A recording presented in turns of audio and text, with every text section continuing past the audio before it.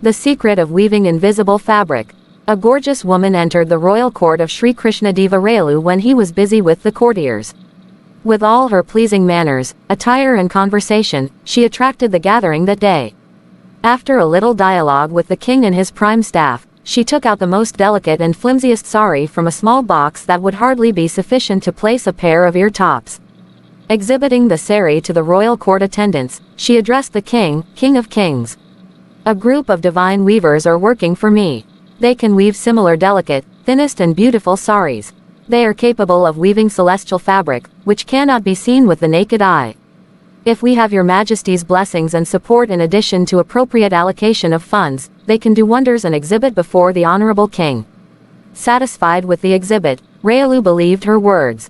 Allotting required funds for weaving the celestial fabric, Raelu asked her to get the job done with thorough research and of course within the year. The gorgeous woman and her weavers enjoyed the comforts and treatment extended by the king to the royal court guests for 1 year. Even after the lapse of 1 year, there was no news from the woman about the research nor the weavers exhibited any products before the king. Raelu ordered some of his employees to inspect the weaver's guest house and inquire about the weaving of celestial fabric that was fit to be worn by the gods. The royal employees at once left for the guest house. The woman welcomed the inspectors and took them to the location where the weavers were working seriously, not even noticing the presence of guests in the room. The inspectors were aghast when they entered the room. There were no looms, no thread spools, not even a string of thread in the room. All the weavers sitting there were pretending to draw threads and weave. Every act was as if they were weaving something, with empty hands. The inspectors could not realize what was happening there. They asked the woman about the invisible fabric. She threw a lovely smile at them and told in a low husky voice, "Gentlemen, the invisible or celestial fabric is visible to only those who are pure along with purity of their parents. Of course, I believe that you can see the clarity of design and beauty of the craftsmanship of our weavers." The inspectors were worried of being branded as sinners if they spoke truth about what they saw. They did not dare to probe against the guests.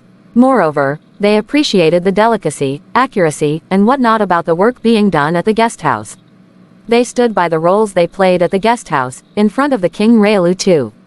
The feedback of the employees augmented the enthusiasm of Raelu. He was eagerly waiting for the finished products to be exhibited before him and the royal court members.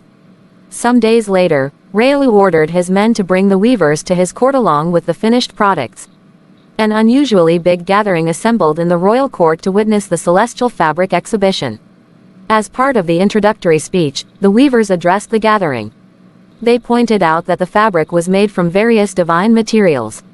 Hence, they would be visible only to those who are clean by soul along with purity of their parents. The whole gathering went silent for a moment, as no one could see any fabric in the hands of the weavers. Still, they maintained, out of fear of humiliation, that they were able to view the exhibit, started applauding the beauty, and praised the weavers. Just then, King Raelu accompanied by Ramalinga, entered the court to witness the exhibition. Weavers repeated their standard phrases. Raelu stared at the hands of the weavers for a moment and whispered to Ramalinga, "I regret to say, I cannot see any material in their hands. Is that my own sin or my parents'? Nothing comes to be visible in thin air, my lord," replied Ramalinga. Raelu grew suspicious. "What do you mean?" he asked. Ramalinga in a low tone audible only to the king said, "King of Kings. These weavers are cheating our eyes and brains with their deceptive speech." Raelu urged Ramalinga to make public the cheating of the weavers.